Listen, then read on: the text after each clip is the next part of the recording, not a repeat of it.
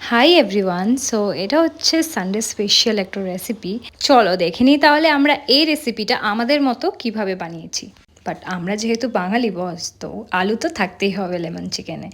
তো সর্বপ্রথমে আমরা কি করলাম, ম্যারিনেশনটা এখানে খুব গুরুত্বপূর্ণ কিন্তু। তো ম্যারিনেশনটা আমরা করে নিলাম ভালোভাবে, যার মধ্যে আমরা চিকেনের মধ্যে একটু লেবু দিয়ে দিলাম, সল্ট দিয়ে দিলাম। এখানে কিন্তু কোনো হলুদ বা জিরে পাউডার দেবো না। তারপর আমরা একটুখানি আদা দিয়ে দিলাম, রসুন, পেঁয়াজ, তারপর ধনিয়া, আর সব থেকে ইম্পর্ট্যান্ট দই। ঠিক আছে, টক দই আমি এখানে নিয়েছি, আর পেঁয়াজটা কাঁচা পেঁয়াজও দিয়েছি আর বারিস্তা করেও দিয়েছি। এবারে রসুন তোমার চয়েস মতো দেবে, আর আমি একটু ভরে ভরে কাঁচা লঙ্কা দিয়েছি। তারপর অরিগানো দিয়েছিলাম আর অল্প খানিকটা চিলি ফ্লেক্স দিয়েছি। আর সমস্ত কিছু দিয়ে আমি আর অয়েল, ঘি, বাটার এই সমস্ত আর কিছু অ্যাড করিনি।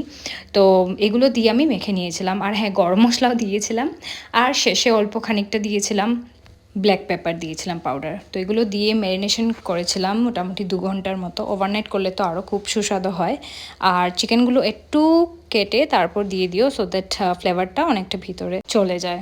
তারপর হোল স্পাইসেস যেমন তেজপাতা, ইলাইচি, দালচিনি, এই সমস্ত কিছু দিয়ে আমরা ভালো করে একটু সময় কষিয়েছি। কষানোর পর ভেজে রাখা যেটা আলু ছিল সেটা আমরা দিয়ে দিয়েছি। তারপর আবার ঢেকে রেখেছিলাম 15 থেকে 20 মিনিট। তারপর কি করেছিলাম, যেটা আমাদের শেষের রসটা ছিল সেটার সাথে আমরা একটু কর্নফ্লাওয়ার ইউজ করেছি, আর সেটা দিয়ে ধনেপাতা, লেবু আর ঘি দিয়ে গার্নিশ করেছি। এটা অবশ্যই একবার ট্রাই করবে। আজকের জন্য বাই।